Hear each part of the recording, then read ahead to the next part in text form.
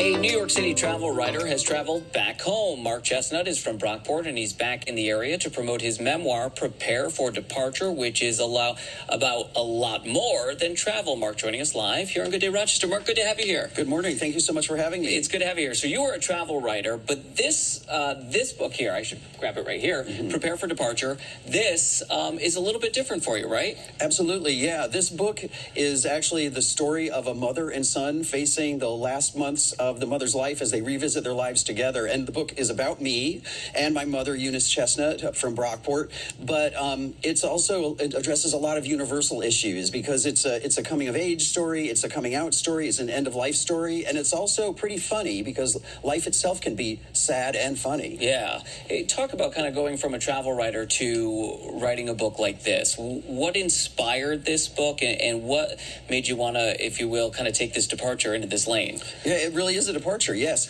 It started not even as a book, really. I didn't set out to write a book. I started just keeping kind of a journal, really, or almost a diary. As my mother started getting sicker, it was kind of therapeutic for me. Yeah. It was a way of coping with that. But then as I started writing about what we were going through together, I also started writing about our lives together, going back decades. And the funny stuff came out, and the weird stuff, and the challenging stuff. So eventually it kind of naturally, organically evolved into a book. Yeah, you tackle some tough issues, obviously, grief, death. Talk about kind of working through those issues within this book. And you mentioned it was therapeutic for you as well, but I think it's issues that all of us grapple with. Absolutely, yeah, and that's what's been interesting to hear from a lot of the people who've been reading the book is that they can relate to a lot of it because even though it's my mother's in my story, it does deal with things like aging and caring for aging parents, and also feeling like a misfit when I was a kid. I was kind of a misfit kid out in Brockport, but so it's also about finding your place in the world and the evolving nature of parent-child relationships. So it does address a lot of issues. Yeah, we're looking at some pictures as well. So I imagine some pictures from your childhood and travel as well.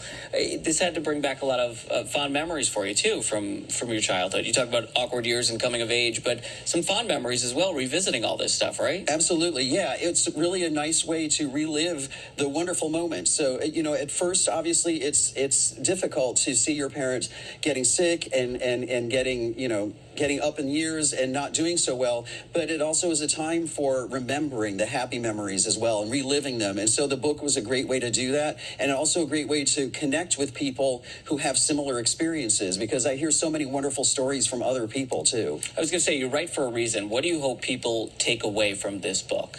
Well, what I'm hearing from readers is that when they read the book, they laugh and they cry, which I think is a wonderful thing because the book is funny and sad, just like life itself. And so I think people are seeing in the book part of themselves in a way.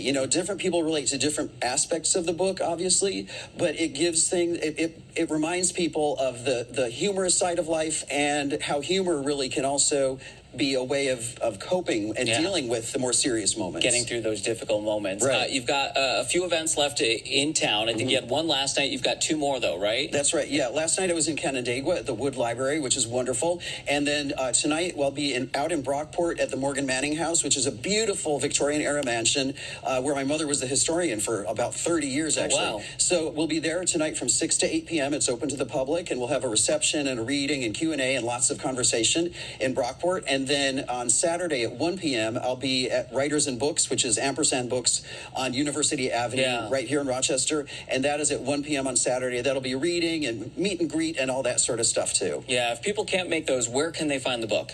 Basically, any of your favorite online retailers, and also at Ampersand Books in Rochester, they have it as well. But if you want to order online, it's available on Amazon and, just basically any online retailer. A way to support local, too, if Absolutely. they want to do that. Yes. Mark, great having you in. Welcome back. Good to have you in Rochester, and thanks for coming in this morning. Appreciate it. Thank you very much for having me. Absolutely. We're going to be back in a moment. Stay with us.